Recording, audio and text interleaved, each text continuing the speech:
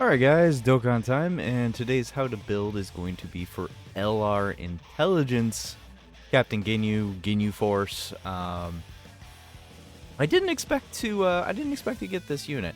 I was a little bit taken back and a little bit surprised. But you know, it's special pose. I'm kind of happy to see all the special pose support. We have Topo, and then the EZAs for the Go Tanks, and then this guy, or these guys. And with Gamma 1 and 2 that came out with 9th anniversary, you just have one kind of special pose team. So let's just kind of go over his kit, and we'll discuss why I have his build suggestions as they are. I do have a 55% and a 100% build, or at least a 2-dupe build. Entirely up to you how you want to build the unit at the end of the day. The one big difference you're going to notice is that the 55%, I'm suggesting a full dodge, but if you got dupes, then I suggest kind of more so leaning towards additional and then putting the rest into dupes, or into a dodge. So the reasoning for that is going to be very clear when we go over the kit, but let's just go down here. First, let's check out his 200% leads, Topo being the primary thing here. Topo is his best 200% lead. Obviously, Frieza is an option, but unless is he a Terrifying Conqueror? If they're Terrifying Conqueror, then they definitely fit on Frieza's team. If not, then no. Conquest of Terror, yeah. So okay, so they're on Terrifying Conquerors. So I mean, they definitely will fit on Frieza's team for sure. Frieza's team 100% needs to have Terrifying Conquerors just because of how his kit is built. Unfortunately, with the AGL Ginyu, unless he gets a surprise EZA sometime soon, I mean, he's not really a viable leader choice, unless, of course, you're doing like a Ginyu forced run. So, I mean, there's always that. But these are his only 200% leads as of right now. But yeah, let's go ahead and start looking here. His leader skill is Ginyu Force or Special Pose. Key plus 4, 150. Not bad, not bad. Obviously, for, you know, Battlefield, SBR runs and all that, you know, perfectly fine as a leader choice over the other ones, I think. And then his 12 key is greatly raised defense for 1 turn. There is a 50% chance for an additional effect to activate where attack also greatly raises. That's so weird. We have never gotten a unit like this before. Very funky. Very weird. Don't like it. I think it's really dumb. So no matter what, he's 50% raising defense on 12 key. But then there's a 50% chance on that 12 key that he'll actually also 70% increase his attack. I don't like that. I think it's kind of dumb, but it is what it is. I will say that this is very interesting right here, though. He stuns. He just stuns. It says greatly raised defense for 1 turn, colossal damage to colossal damage, stuns attacked enemy. He just stuns. I think that's being very much overlooked here, that this Ginyu just auto stuns. I think that's crazy. For a 12 key, that's crazy. But yeah, 100% stun chance. That's amazing. That's fantastic. I love that. That's a lot of utility that I think we'll be able to use in the future. My only issue is his team. He's kind of stuck to one team. But we'll get more into that later.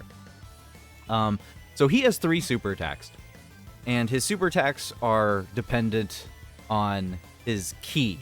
It's not dependent on a unit super or anything like that. So this one, the rock, paper, scissors to determine an order super attack, this is a 15 key specifically. 15, which means that you're just short. You're like, you hit 12 key and you got 3 more key. The only problem I have with a 15 key super is that it's not very likely to go off, because more than likely most of your passive is going to fill up your super gauge. If you have all of his links going off, there's just no way that's going to happen. Support units, it means support units hurt this unit. So, and I'm saying it hurts because he greatly stacks attack on this 15 key. And then he has, once again, this 50% chance to stack his defense greatly also. I don't like that. I think that's stupid. I think it's bottlenecking the unit. I think it's making them... I think it'll give the illusion of the unit either being better or worse, depending on your RNG, depending on your team, depending on what units you're running. I feel like Ginyu's going to look vastly different depending on what team you're running and how you're using him. And honestly, your luck, because it's RNG. It's 50% chance, which is very unfortunate.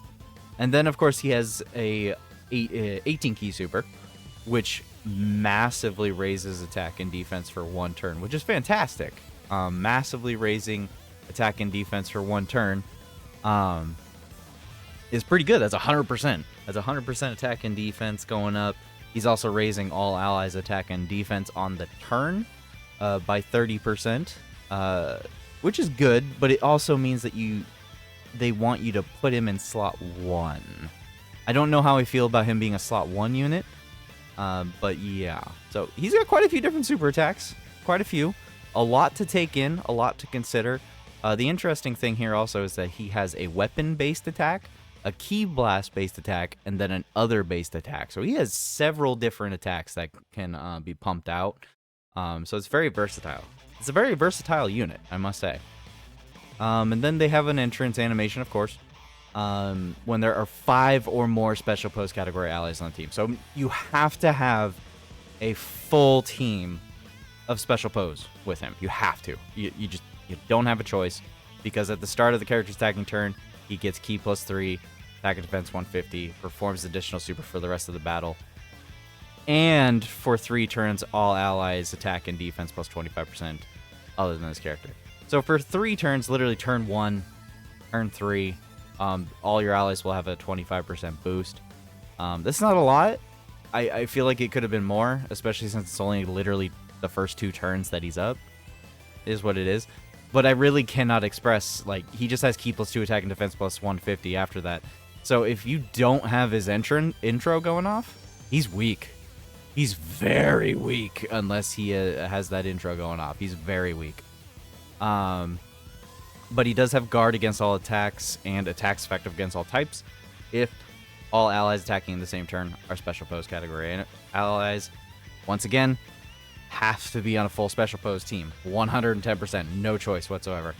Then he has reduced damage received by 7% and chance to perform a crit plus 7% when attacking per special pose category ally on the team. So once again, need to be on a full special pose team, or else this is just irrelevant pretty much, because it doesn't count him. It counts your team, not him.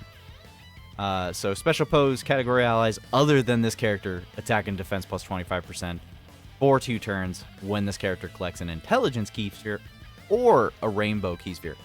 Very good right there. That's very good, because it means on this next part of his passive, gain an additional attack and defense plus 50% for the turn when collecting any type key sphere other than intelligence.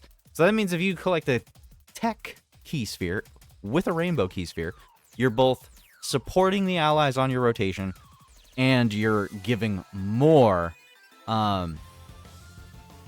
attack and defense to Ginyu. So I mean, ideally you don't want intelligence key spheres. I've seen a couple people post like, no, you want intelligence key spheres. Like, no, you don't. You want rainbow key spheres, and you want to grab other key spheres with them. It's very funky, very weird, but the reason they did that is so that you'll restrict the usage of extra key and try to go for the 15 key more so. This is going to be one of those units I feel like people are just going to use completely incorrect, because it just goes against a lot of the normalcies. But he also has an active skill, special fighting pose. For the rest of the battle, increase own attack and defense by 25, and all allies other than this character attack and defense plus 15%. So that's for the rest of the battle. So for the rest of the battle, the whole team is getting an extra attack and defense plus 15%, and he himself is getting attack and defense plus 25%. That's wild. That's crazy. That means after you activate the active skill, plus the special pose part of his passive right here, where he grabs a rainbow or intelligence key sphere, that's 25%. So as long as you're grabbing that rainbow key sphere or intelligence key sphere, that's a total of a 40% boost every turn. And then he also has the special, his super attack right here raises allies' attack and defense by 30% for 1 turn. So if you put him in slot 1, you grabbed a rainbow or an int key sphere, and then you had his active go up, you're supporting this rotation, the rotation you're on, by 60%? No, 70%. Yeah, 70%. So, I mean, that's a lot of support.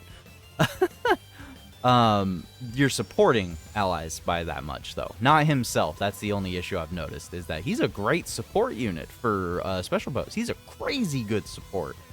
And then if you mix throwing LR Gamma 1 and 2 onto the team, oh, it's just wild. It's just wild how much support you can get rolling.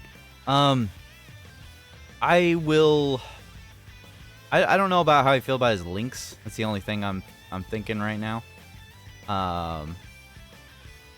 Hold on a sec here. I just clicked a button and I don't know what I did.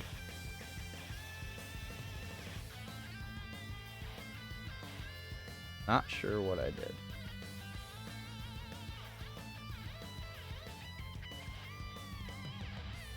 I broke it. Okay, cool. I love breaking things. Not really. So, I mean, he's got a couple key links in here. He's got a couple key links. I don't think you'll have like 90% of these active. I think the most of the time, you're probably just going to have signature pose up, which is key +3. That's very good. But you're pretty much only going to have that one. And I think that's about it. Maybe Gentleman with a couple units. Really hard to say, but I mean, obviously outside of Ginyu Force units, I just don't see a lot of links being shared. Gammas obviously would be the exception here, so yeah, signature pose, fierce battle, legendary power. Other than those links, you're not really going to have much active on a realistic team. I mean, you can make your fun teams, you know, go do whatever content you want in the game, but if you're going to take this dude into challenging content, you gotta go put him with units that are gonna work. And I'm not seeing really much other units that you can roll with them other than the LR Gammas. You can attempt to utilize Jason Birder, but they're 100% dodge or die. So, I mean, that's up to you entirely. They would be a decent linking partner. Or even AGL Ginyu, potentially. You know, if he's fully kitted, additional, and he's building up throughout the fight, depending on the fight you're going to, as long as it's a longer-based fight. I mean, this could still be a solid rotation. You just have to focus on AGL Ginyu getting his additionals in there to get his defense up because he's so lacking, because he's so old at this point. But overall, he's a great support unit. I like him a lot. I do like him a lot. I think he's a bait, though. I think it's bait to summon for him because he is on a legendary banner. For his 55% build, I suggest a level 12 dodge, mostly because you're at 55%, you only have a bronze and a silver equipment slot. So I would just suggest building up on what you have access to. I've found personally that when you go for like a 3% chance or just a little tiny itty bitty percent chance, it's just not likely to happen. I'm not saying you can't choose to put it into additional or to whatever you want to, but the guy's got built-in crit. I don't think there's any reason to give him crit. He wants additionals to go off so he can get a little bit more defense. And just to go on to that whole defense thing, we'll go look at Halvard's post over here that he popped up the other day. As far as the defense goes, it really just depends on if his intro is up, if you're collecting key spheres properly, if you're getting those 15 super attacks going off and building up that defense on the 50% chance of it proccing. It just really depends. It really does depend. But yeah, he can be very good. He can have a very solid defense number. I've played a little bit of him on JP, and he does actually tank pretty well. He tanks 1 mil supers very easily. After the 1 mil super range, it does get a little dicey. So there is that to take into consideration. It just really depends on how well you have him built up and what your team is, and if he's also being supported. So it just really depends. But yeah, for 2 dupes to Rainbow, I suggest at least a level 15 additional or a 11 dodge. Just those are just base numbers. You know, it's not including your gold or silver equipment. I would probably say most people are just going to give him dodge no matter what. But I really feel like he could definitely benefit from having additionals also. But yeah, that's just my suggestion. There is no reason to give him crit, though. There's no reason to give him crit. Regardless of your preference, there's no reason to give him crit whatsoever. So yeah, 55%, go for the dodge. 2 dupes and above, you know, 2 dupes up. Just try to, like, average it out a little bit more. Give him some healthy additional to help him out in certain parts of the fight. That extra super attack could actually, it could be a lot. I think that's going to be it for the video, guys. Thanks for watching, and good luck on your summons. Have a good day and a good night.